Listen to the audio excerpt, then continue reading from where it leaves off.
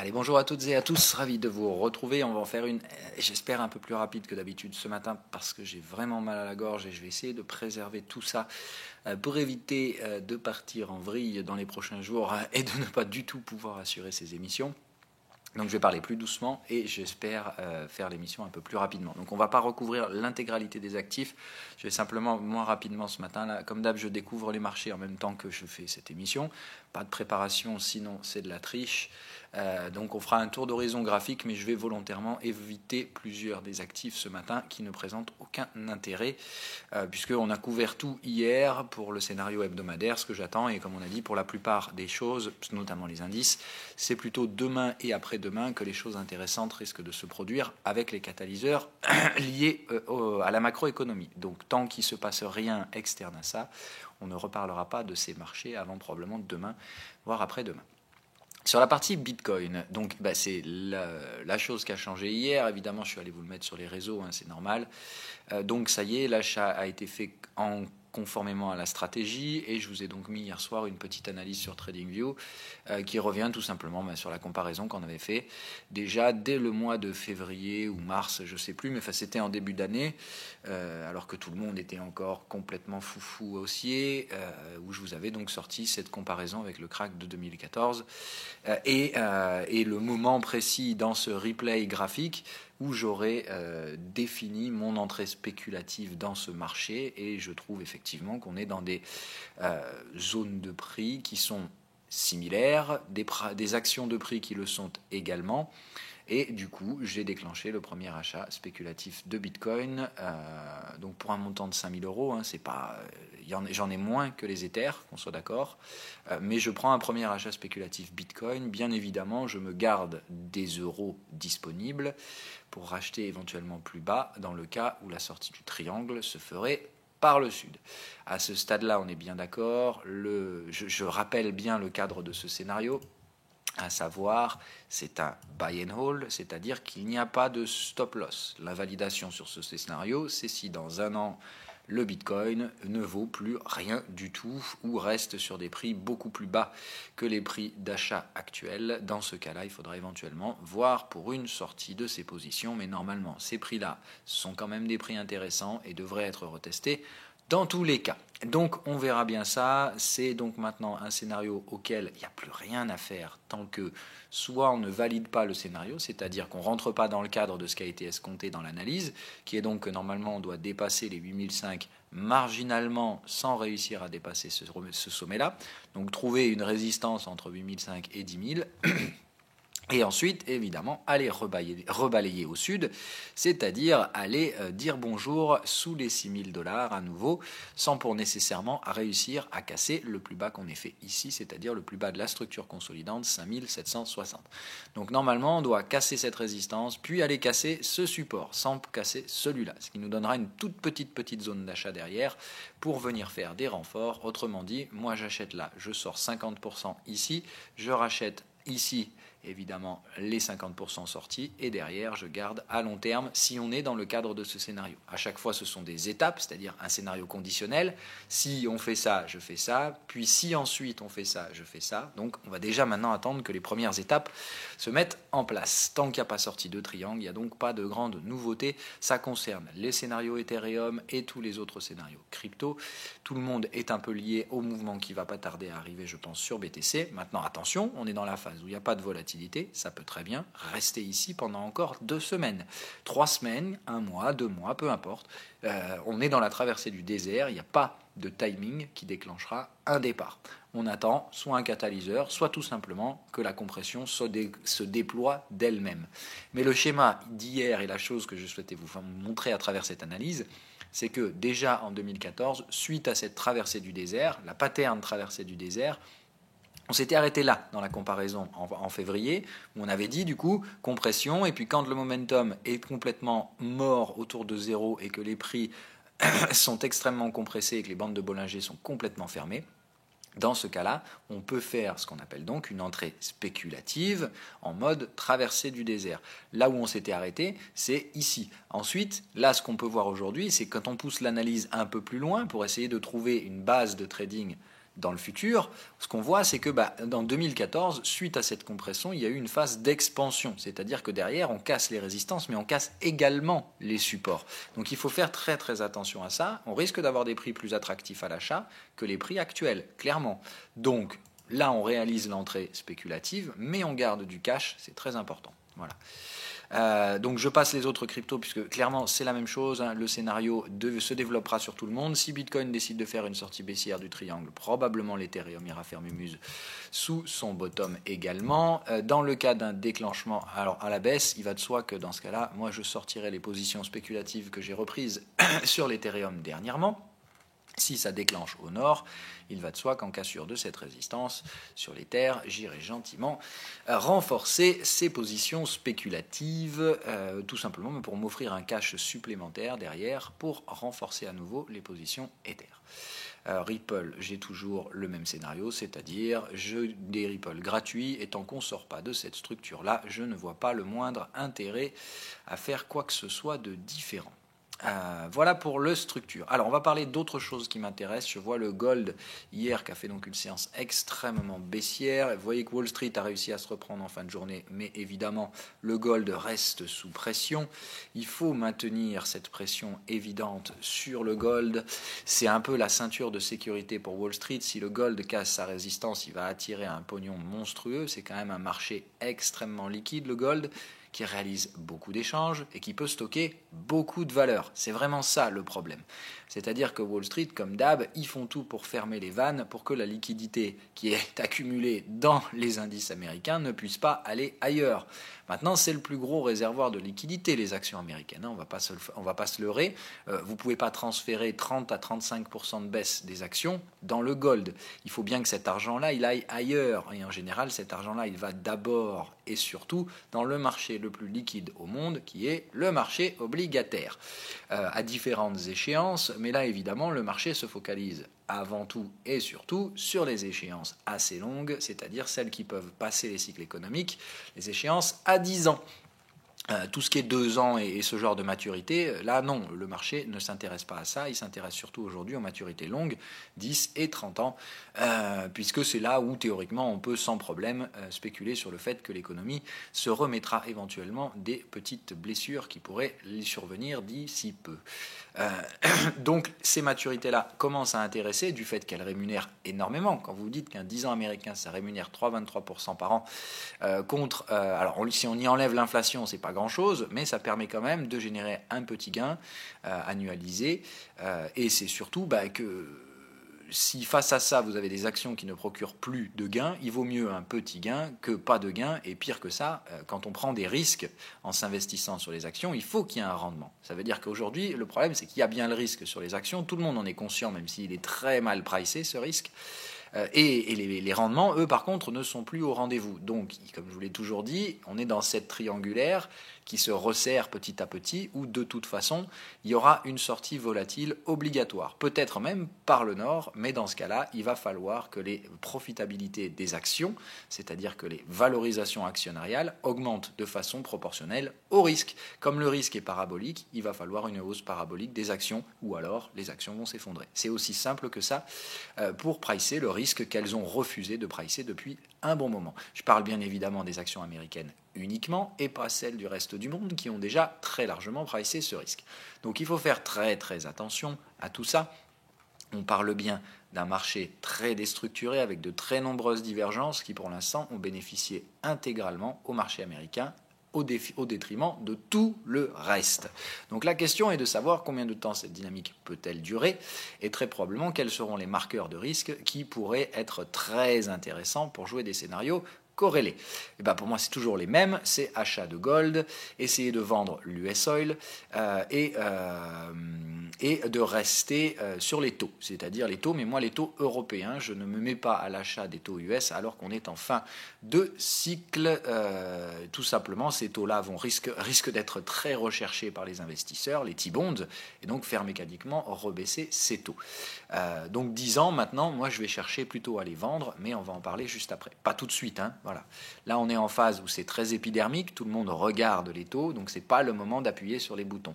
Il va falloir laisser le marché faire n'importe quoi. Si ça se trouve, on ira jusqu'à 3,60 sur les taux à 10 ans avant de trouver des bons prix de vente. Mais voilà. Je pense que c'est plutôt sur la prochaine échéance que le 10 ans US risque d'être très intéressant. Je rappelle que ce sont des échéances trimestrielles sur ces contrats de taux à 10 ans. Donc, pour moi, les T-bonds seront plus intéressants à reprendre à l'achat dans l'échéance prochaine, à savoir donc celle qui sera proposée en décembre. Donc pour l'instant, je surveille en cas de bousculade dans ce timing-là. Sinon, c'est plutôt donc à échéance décembre que je passerai acheteur de T-bonds. Mais pour l'instant, je cherche donc des pré-signaux de déclenchement à Wall Street. Pré-signaux qu'on a donc trouvés hier, il n'y a pas de souci, on arrive sur des niveaux de retracement. On n'arrive pas à tenir la clôture sous le 23, mais on l'a bien enfoncé. Tout me laisse à penser que notre ami le Nasdaq va aller dire bonjour à ses 38% de retracement, voire peut-être un peu plus si affinité. Comme je vous dis, la structure de prix est extrêmement dangereuse à Wall Street. Donc déjà, on va voir si aujourd'hui ils arrivent à stabiliser ça. Et je pense que c'est ce qu'ils vont essayer de faire aujourd'hui, essayer de chasser un peu là, puis essayer de faire l'avalement haussier de la journée d'hier avec sa mèche basse. Donc je m'attends à ce que Wall Street essaie de remonter un peu aujourd'hui vers les 7500, 7450 sur le Nasdaq, essayer de revenir chercher des petites résistances et probablement donc demain se stabiliser pour laisser le vide juridique pour la journée de jeudi et les catalyseurs sur l'inflation et la consommation US. Et si jamais ça rechie dans la colle jeudi, ce que je pense sincèrement, eh bien il faudra rempiler de nouvelles ventes. Voilà, l'euro-yen, donc hier, tenu sa clôture pas en bas non plus, mais lui c'est beaucoup plus agressif. Là, on n'est pas du tout sur une clôture haussière, on est bien sur une clôture en dessous des 50% de la bougie, sous des niveaux de support importants. Hier, j'ai donc par sécurité, comme je vous dis, réalisé une prise de profit sur l'euro-yen ici. Alors en gain léger, parce qu'encore une fois, l'euro-yen, quand même, je devais avoir des prix moyens par là, donc hier, c'est limite si j'ai dû sortir sur mon prix d'entrée. Pour alléger la position, tout simplement parce qu'on était en train de tester la target de ce break et que je me pose la question de savoir si nous allons le poursuivre. Tout est là pour que ce soit le cas. On a bien squeezé et déclenché un breakout baissier. Pour l'instant, le marché ne parvient pas à s'installer au-delà de la target. Donc il faut faire très attention. Je vais pouvoir remonter mon niveau de validation maintenant qu'on est en train de former une structure de creux ici. Ce que je veux voir, c'est donc un marché qui ici tente de se reprendre et pousse à la divergence. J'ai donc envie de voir aujourd'hui un euro-yen qui remonte légèrement, mais qui rechute dans les prochains jours. On est sur un graphique 2 heures, donc voilà, en termes de rythme et de cycle, je me fous du temps que ce pullback prend. Tout ce que je veux, c'est qu'on maintienne cette zone-là vierge, qu'on ne retourne pas jusqu'à la zone du break et qu'on trouve une nouvelle poussée baissière. Tout semble indiquer ça. Les Bollinger s'écartent sur les UT supérieures, donc je m'attends, à un truc comme ça. On en est là, ça pullback et on vient pousser à la divergence. C'est typiquement ce genre d'action de prix que je recherche sur l'euro-yen. Donc sous condition évidemment de cette poussée divergente, je remettrai le levier qui a été sorti hier dans les jours qui suivront. Je m'attends à ce qu'on range un peu cette zone de prix avant de réattaquer de manière beaucoup plus agressive un mouvement beaucoup plus vendeur. Donc là je dirais on range un peu, on vient faire mumuse au-dessus et puis d'un coup derrière ça va être la chute libre et c'est ça qui m'intéresse sur l'euro-yen, le moment où j'irai racler tous les stops de mes potes suiveurs de tendance si jamais j'ai eu raison et qu'ils ont eu tort. Maintenant si jamais ils ont raison et que j'ai tort, ce sont mes stops qu'ils iront récupérer dans cette zone de prix très probablement, puisque moi si on se redirige vers les sommets, je sortirai donc cette fois l'euro-yen. Les paires en yen, on va les regarder à travers le JXY, voilà. Donc hier, c'est le signal que je vous ai transmis. Même chose sur Tweeté. Franchissement d'un double signal vendeur, bear et le triangle. Alors, c'est pas dans un cycle vendeur, ça restait dans un cycle de TP, mais ça restait un double signal vendeur qui est débordé. Je vous rappelle que dans cette zone-là, je cherchais un achat. Donc, un achat, c'est quoi? Soit un double signal acheteur, ce qu'on n'a pas trouvé, soit la cassure d'un double signal vendeur. Bon, voilà, pour moi, le signal d'achat, il s'est produit ici. Ce qui veut dire qu'on avait formé une petite résistance, le marché s'en a franchi. Ce qui m'intéresse maintenant, c'est de voir jusqu'où on arrive à pousser dans cette dynamique haussière et à quel moment on va revenir tester ce niveau-là. Auquel cas, est-ce que ça va enfin devenir un support? Donc moi, j'ai tendance à dire généralement que la résistance, elle est là. Le support se trouve généralement sous la résistance, c'est-à-dire ici. D'accord ? C'est un niveau technique, c'est là. La zone résistante de ce niveau technique, c'était au-dessus. La zone support est ici. J'ai donc toutes les raisons de penser qu'on va venir retester cette zone bleue ici en tant que support sur le yen. Et ça correspond avec mon scénario euro-yen et tout ça. Et j'aimerais bien voir le marché revenir ici et repartir dans une belle dynamique haussière d'inversion sur le yen. Et là, j'aime autant vous dire que ça va faire mal, parce que si le yen se réveille ici sur ce gros support, ben, ça va pas être joli, puisque minimum dans la structure, c'est un triangle, et c'est vraiment un stricto minimum. Hein. Et je pense sincèrement qu'on risque d'aller bien au-delà de ça. Hein. C'est une consolidation, donc la structure ici est très difficile à anticiper. Je pense qu'on peut retrouver un retour du yen, et si derrière en plus Wall Street se met à dérouiller, je pense que c'est direction là-haut comme on l'avait précédemment anticipé. Donc dans tous les cas, une hausse du yen, ici une gestion du risque à faire en cas de signaux vendeurs, à l'apex du triangle, à la jointure de la ligne de tendance de ce possible triangle, et puis si ça passe, eh ben, il faudra y aller plein pot avec du levier sur le yen. Les actions, on s'en fout royalement. Apple hier n'a pas réussi à valider son signal de vente, donc j'ai dit faites très attention encore à ces marchés. Si vous appuyez trop vite sur les boutons, vous allez le regretter. Apple, il faut impérativement revenir chercher ce support pour pouvoir déclencher des ventes. Pour l'instant, le marché certes a fait un pullback brutal, mais rappelez-vous une chose, la structure parabolique, elle peut très bien s'étendre comme ça. Et ça ne sera pas surprenant. Tout ce qu'il faut, c'est que le marché bute, ralentisse, retrouve du volume. On a bien toutes ces informations, mais il faut que ça casse des supports. Tant que ça ne casse pas de support, je ne renforce que dalle sur Apple. Donc vraiment patience et respect de la stratégie. General Electric, on ne va pas y aller par 4 chemins, cette fois c'est bon, ça confirme, ça monte. Je pense qu'on va chercher cette target dans un premier temps et sans trop de problèmes. On voit ici Sinewave qui nous donne le report du cycle vendeur là, mais c'est un cycle vendeur faible, donc j'ai toutes les raisons de penser qu'ici on peut faire une petite gestion du risque.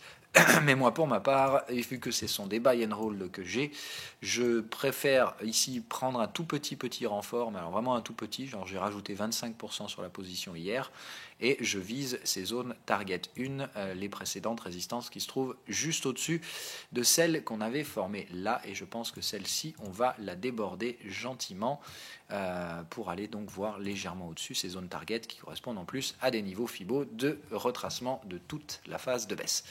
Voilà, donc sur General Electric, je pense que les scénarios se valident. On est en train de constituer le bottom, le fameux. Donc une vague 1 qui devrait, je pense, casser une résistance avant de trouver un niveau de retracement assez profond. Vu le rythme de marché, je pense que la vague 1 va être assez impulsive. Elle est catalysée par le changement de CEO. Mais attention, il y aura normalement un pullback de vague 2 derrière qu'il faudra évidemment mettre à profit. Donc pour l'instant, on prend des petits gains spéculatifs pour payer un peu le risque qui a été pris sur les positions spéculatives précédentes. Prendre un peu de cash et évidemment mettre le plein pot dans la vague 2. C'est ici qu'on met le plus d'argent. Et évidemment, sur les breakouts en vague 3, c'est par là-bas que ça deviendra très intéressant. Je regarde s'il y a autre chose à traiter aujourd'hui. Ah oui, évidemment, j'aurais dû commencer par ça. Voilà, donc la UDNZD, d'un point de vue daily, c'est beau, c'est très très beau. C'est-à-dire que hier, je vous ai dit, la mèche, elle est dangereuse, mais elle est intéressante. On va voir selon la clôture. Hier, ça ne valide pas. Je pense qu'aujourd'hui, on y est. C'est-à-dire qu'hier, malgré la mèche haute, on a quand même réussi à clôturer au-dessus du plus haut du jour précédent, c'est-à-dire confirmer la hausse. Et aujourd'hui, on enfonce le clou. L'objectif, moi, c'était donc de jouer le renfort en breakout ici à la cassure de ce niveau technique. On est en train de le faire aujourd'hui. La clôture ce soir sera donc décisive pour moi. Si on clôture en l'état, ce sera donc un renfort à faire sur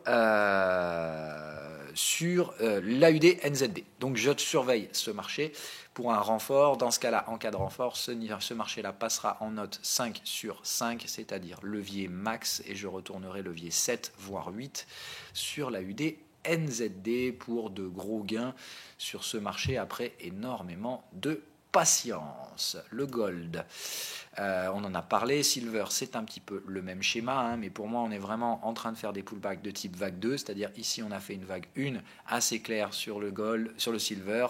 On tente le pullback vague 2. Je m'attends ici à des structures toujours consolidantes, mais derrière une grosse 3 qui nous attend. Et c'est celle-là que je veux. Donc pour l'instant, que des positionnements spéculatifs, interdiction formelle de levier sur le gold et le silver. Beaucoup de patience est requise ici. Et attendre le reste, attendre la validation pour se mettre un peu plus sérieusement sur du levier. Le VIX, toujours en échec sous ses résistances. On franchit bien les niveaux, c'était l'objectif. Ça correspond donc typiquement à ce que je recherchais, à savoir une typologie vague 4.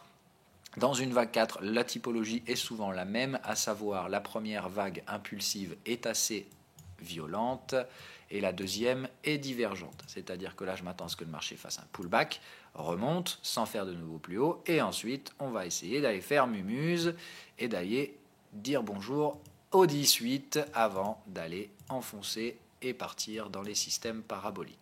Donc là, théoriquement, je m'attends maintenant à un nouveau marché baissier. Alors pardon, normalement, on ne devrait pas casser le support. On doit garder, je pense, normalement un système vraiment rounding bottom sur la volatilité. On était en 2 heures, mais vous voyez, en daily, ça se voit bien aussi. Si j'enlève tout l'horizon graphique, vous voyez vraiment cette structure de creux là qui se met en place. On vient là, je pense, on corrige un bon coup, on revient chercher une dernière fois les supports de volatilité vers les 12, et derrière, c'est terminé. Je pense qu'on ira chercher les zones proches des 30, voire 50, ce qui veut dire que derrière, ça risque de chier dans la colle à Wall Street. En tout cas, on verra bien ce qu'il en est, mais la volatilité commence à montrer des signaux inquiétants de compression et de divergence avec les prix. Donc au bout d'un moment, le pricing du risque, comme je vous l'ai dit, ramènera de la volatilité à la hausse comme à la baisse, c'est possible, et on verra comment ça se présente sur nos amis les actions. C'est à peu près tout ce que j'ai à vous dire ce matin. Non, l'US Oil, ce sera le dernier scénario à surveiller. On parlera GBP USD juste après. Parce que voilà. Donc l'US Oil, c'est parfait. Hier, ça marque la structure de creux qui était recherchée. Donc je recherche maintenant en 2 heures les signaux de vente qui me permettront de me positionner. Donc pour l'instant, c'est toujours des signaux acheteurs. On est ici sur un double signal acheteur. Donc qu'est-ce qu'on fait? Je vous laisse réfléchir 2 secondes avant de vous apporter la réponse. D'accord? On n'a pas de résistance qui a été formée ici, ou une résistance assez faible par la cassure de ce cycle bull, mais on voit bien que le cycle bullish est toujours là. Donc, on attend quoi? La formation et la confirmation d'une résistance dans cette zone de prix ou au-dessus. Donc là, je veux un double signal vendeur, soit en débordement de la précédente résistance pour aller chercher peut-être pas 78 ou Dieu sait quoi, mais en tout cas, tant qu'il n'y a pas de signaux vendeurs, c'est interdit d'appuyer sur les boutons sur l'US Oil. Là, on était en exit. Ça montrait qu'il y avait quand même du monde qui voulait vendre, mais on n'a pas eu de consensus indicateur. Il n'y a pas eu d'endroit où il y a eu double signaux. Ici, on a poussé, mais c'était massivement divergent, et ça n'a pas donné de pattern. Donc il faut vraiment faire attention. Moi, je pense qu'ici, il faut essayer de voir si on ne peut pas trouver dans cette zone-là une petite résistance, et donc le chevauchement et passage dans un cycle bear avec une confirmation du momentum. Si on peut avoir ça, ce serait intéressant. S'il n'y a pas de consensus qui se met dans les indicateurs, on va essayer d'aller déborder le niveau, et il y a encore des niveaux de prix à aller tester au-dessus. On va aller faire cette analyse ensemble. Ça fait un moment qu'on n'a pas utilisé les volumes profile. Comme ça, vous allez vous remettre en pratique. Pardon. On va retourner chercher notre ami le fixed range. On va se mettre là à là. Y arriver, voilà. Ah, je ne sais pas s'il va me donner les volumes sur l'US Oil. Si, voilà. Donc on a des niveaux à aller tester un petit peu plus haut. Voilà. Voilà. Donc celui-là, c'est fait. D'accord, 76, 71, c'est testé. Le prochain, c'est le POC vendeur. Et normalement, ici, c'est une grosse zone de résistance au-dessus du POC jusqu'au dernier niveau à breaker. Donc là, c'est la zone de résistance. D'accord, là-dedans. On va mettre ici le niveau à breaker. Et donc notre zone de résistance se trouvera entre les deux. Au-dessus, on aura éventuellement une petite zone supplémentaire à venir tester là et là. Avec derrière une zone d'invalidation ici, si les prix arrivent à venir chercher le break. Voilà. Ça, c'est donc notre schéma à jouer sur l'US Oil. Hop, et vous voyez que ça nous laisse donc de la marge. Prochain niveau à tester, 77,20, avec une invalidation au-dessus des 78. Donc la zone de vente, pour moi, elle se trouvera ici en cas de débordement de la résistance en cours. D'accord, donc dans ce cas-là, attendre ici qu'on ait un signal de vente en daily. Avec le contexte hebdo, il est bien, on recherche des ventes, on est suracheté, mais dans un squeeze, donc on ne fait pas n'importe quoi parce qu'il y a un risque d'explosion haussière, mais bon quand même, je ne vois pas de raison que ça accélère encore plus pour l'instant sur la partie US Oil. Je rappelle que les commodities ont une satanée tendance à faire des vagues 5 étendues, c'est-à-dire 1, 2, 3, 4 en overlap avec la 1 et la 5 éventuellement étendue. Donc pour l'instant, moi je reste sur ce type de schéma. Donc je recherche une fin de vague 3 avec un pullback qui pourra revenir dans la zone de la 1 pour gérer un overlap. Donc je cherche un signal daily de confirmation.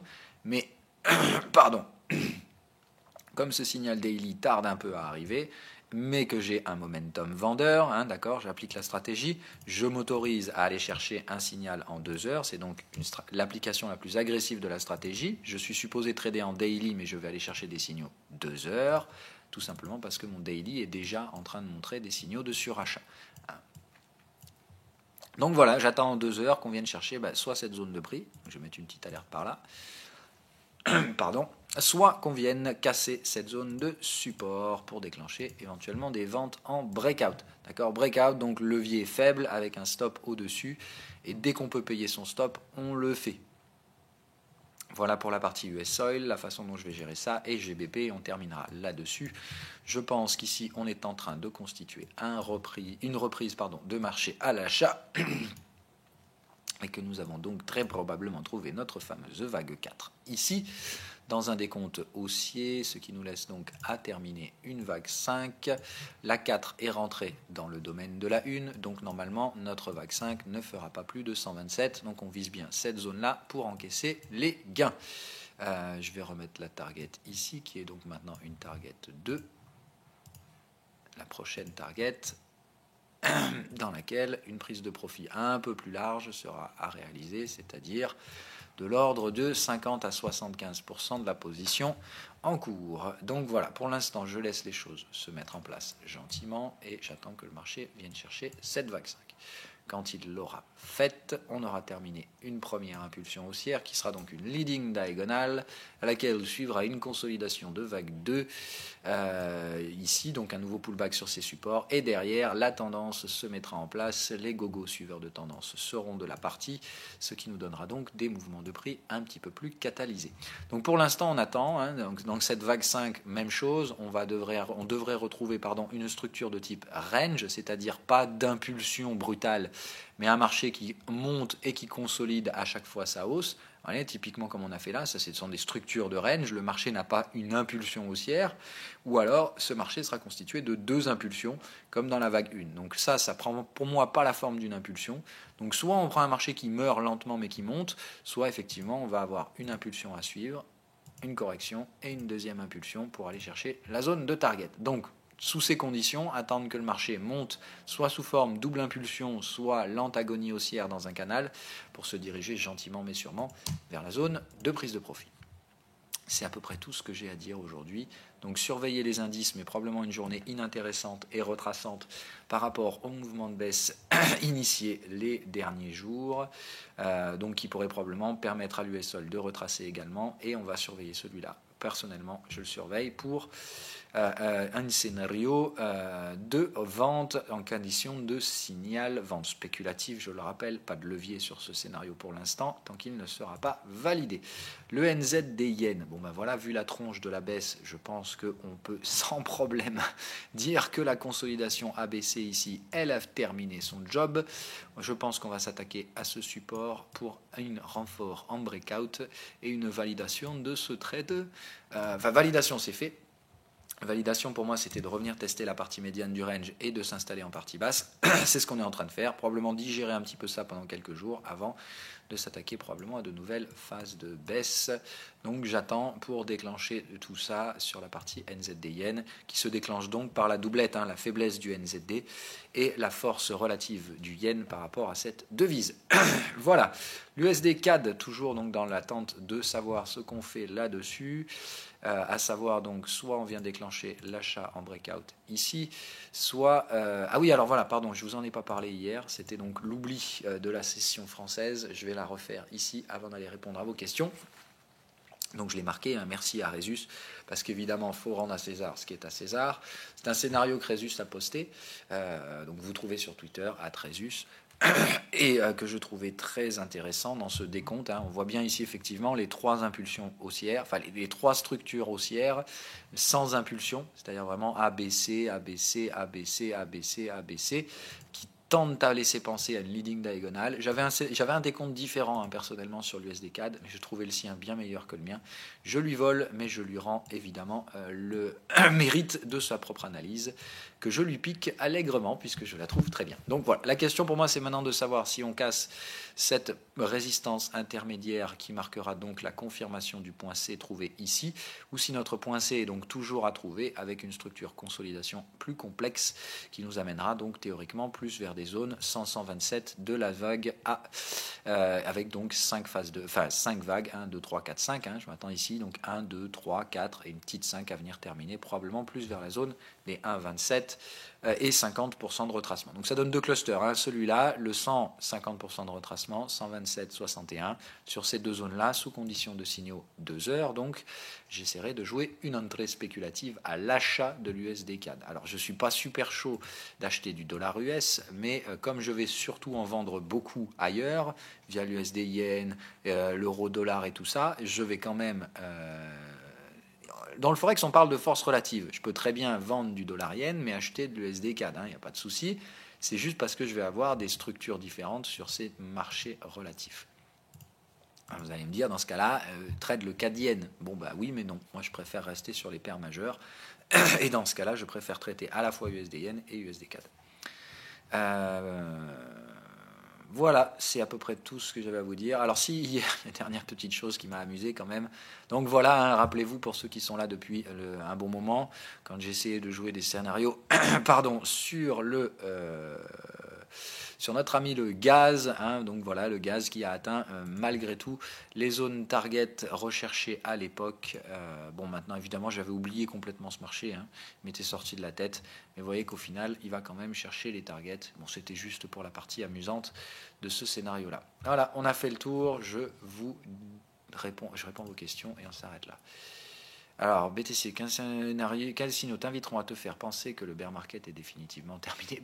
La cassure d'une résistance. Là, si on va casser les 8005, pour moi, c'est terminé. Voilà. J'entends bien que l'écrasement de la volatilité en est un, mais si on fait une petite comparaison avec 2014, on avait une pattern similaire le mois de mai. Volatilité faible pendant 3 semaines. Attention, le timing n'est pas le même. En 2014, j'ai mis un time frame 2 jours, alors que sur la comparaison actuelle, c'est un time frame daily. Ce qui veut dire que tes 3 semaines à l'époque auraient dû être l'équivalent aussi d'une semaine. Donc là, la mort de volatilité qu'on a depuis 3 semaines, 1 mois, équivaut à 2 mois d'écrasement de volatilité sur la partie 2014. Et on est effectivement dans des ratios similaires. Mais ce que je recherche, c'est un état d'esprit. Comme je vous ai dit, l'écrasement de la volate, c'est un bon signe. Parce que tout simplement, les spéculateurs vendeurs ne sont plus de la partie. Ce n'est plus intéressant de spéculer aujourd'hui puisqu'il n'y a plus de mouvement. Donc au bout d'un moment, soit on va retrouver un peu de volatilité à la baisse, mais très rapidement, ces prix-là seront achetés par des buy and holders encore plus agressifs, soit tout simplement, les buy and holders sont déjà en train de prendre la main et ils vont faire péter de la résistance. Donc moi, je ne sais pas, mais j'applique bêtement et simplement la pattern qui correspond à ce que j'ai prédit déjà dès 2014, dès le mois de mars, qui était de dire qu'il faut vendre toutes les résistances dans un schéma de crack jusqu'à ce que soit on arrive à 3000, entre 3 et 4000, où on aura des prix extrêmement intéressants pour un V-bottom, ou alors une traversée du désert. Le marché a fait son choix, c'est la traversée du désert. Voilà. Pardon.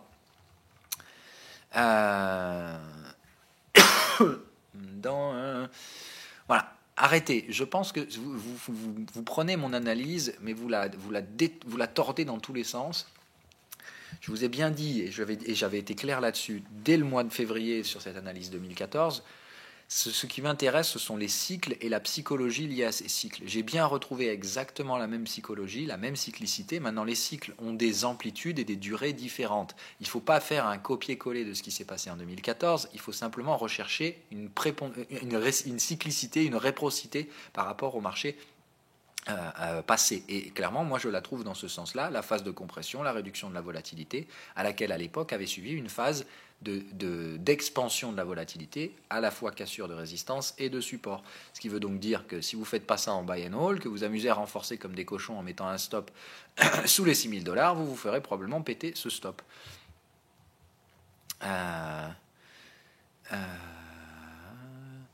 Je demande quels seront les critères à valider. Voilà, pour moi, le critère de validation, c'est clairement ça. C'est cassure des 8005. Je ne pense pas que ce sera nécessairement transformé en support immédiatement, puisque je pense qu'on va derrière aller chasser sous les 6000, c'est-à-dire casser 8005, puis casser 6000, et après se rediriger vers un sommet plus proche des 10 000 $, effectivement. Alors, quelques bougies impressionnantes sur Bitstamp et TradingView concernant... Oui, effectivement, je l'ai vu passer, puisque quand je suis allé acheter sur Bitstamp, j'ai vu une énorme bougie BTC, extrêmement volatile, sur les cotations Bitstamp. Je pense qu'on doit les voir ici, on va les imager. Alors, c'était BTC Euro, moi, que j'ai pris, hein, c'est évidemment ça. Donc, je pense que c'est... Voilà, effectivement, c'est ce que j'ai vu chez Bitstamp. Hein, voilà. Donc, quand vous avez un machin comme ça, effectivement, bon, c'est juste que là, vous voyez, le volume n'est pas non plus cataclysmique, mais c'est juste que là, il y a un fat finger qui a appuyé sur des gros boutons un peu trop vite dans un marché pas très liquide. Mais c'est pas, voilà, c'est pas très très grave, hein, quoi qu'il en soit. Moi, ce qui m'intéresse vraiment, ce sont les parties de clôture, c'est-à-dire l'acceptation des prix. Puis ça, vous voyez bien que c'est un phénomène épidermique qui n'a concerné que BTC Euro en plus, hein, c'est-à-dire que si vous faites BTC USD, il n'y avait rien de tout ça chez Bitstamp. Voilà, hein. Vous voyez bien ces phénomènes isolés sur un exchange avec une devise en particulier, un mec en euros qui a fait un peu mumuse un peu trop vite et qui a déclenché des stops après dans les deux sens, qui a fait travailler quelques algos probablement qui ont fait un peu n'importe quoi. Alors, oui,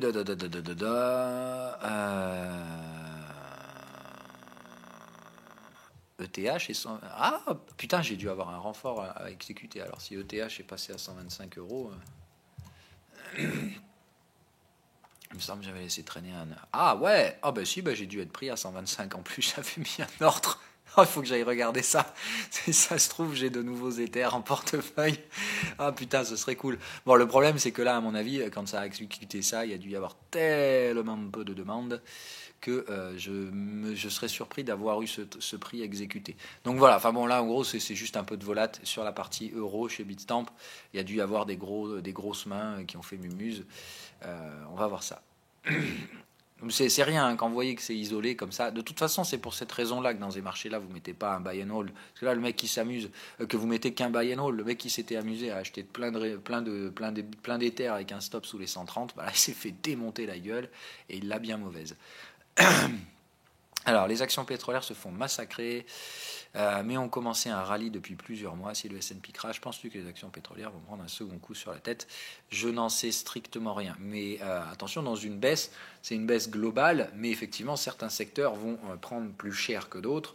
Il est possible que le secteur pétrolier s'en sorte pas trop mal. Voilà, hein.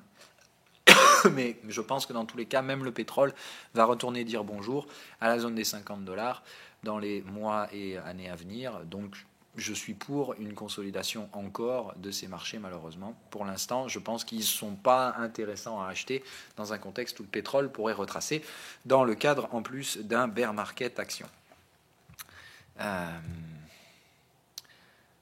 Non, je n'en sais rien non, je n'en sais rien du timing, je ne fais pas ça. Donc pas d'achat sur les grosses capitalisations, mais quid d'une nouvelle forme de QE des banques centrales? Oui, en attendant de la voir, tu ne vas pas spéculer sur le fait que les banques centrales vont nous sortir un nouveau bazooka monétaire avant qu'elles l'aient fait. Donc non, voilà, hein, là pour l'instant, je pense qu'il faut spéculer sur des ventes, et puis c'est tout. Après ces ventes, elles passent pas, on n'en sait rien. Je vous rappelle qu'on n'est pas là pour jouer les devins, mais juste essayer de dégager des scénarios de trading avec une espérance de gain positive, point barre. Intéressant pour Ethereum, mais pourquoi vendre à 240 pour payer le stop alors qu'il suffit de le remonter? Ah oui, non. Non, t'as pas compris. D'une, il n'y a pas de stop et on ne met surtout pas de stop, même si on s'amuse à commencer à casser des résistances sur l'Ethereum. L'Ethereum, tu ne mettras de stop que quand on aura formé une résistance supérieure à des résistances précédentes. Pour moi, proche de la zone, on va dire, soit 400, soit 600. Il faut attendre qu'on forme une résistance là, qu'ensuite on vienne former un creux plus haut que les 240, et c'est quand on reviendra chercher les 600 ou 400 derrière que là tu pourras mettre un stop. Pour l'instant, c'est impossible de mettre un stop sur ce marché. C'est donc buy and hold et c'est tout. Donc là, il n'y a pas de stop, c'est pas possible. Si lui qui met un stop, il prend le risque de se faire stopper, et c'est pas possible dans un marché pareil. Donc oui, tu es complètement à côté de la plaque, c'est buy and hold. Et buy and hold, j'ai bien été clair depuis le début, l'invalidation du scénario, c'est si ça vaut 0 dans un an et demi, et que personne n'est intéressé par ce truc-là. Qu'on aura épuisé tout le timing acheteur et que personne ne se sera jamais positionné sur ce marché. C'est une éventualité, et si ça arrive, il faudra accepter et digérer sa perte. Merci les gars, avec plaisir. Des applications mobiles pour le trading, non. Alors, moi je pars en vacances. Mais oui, c'est vrai, c'est une honte. C'est une honte. Mais je ne sais pas comment je me suis démerdé, mais c'est comme ça. Voilà.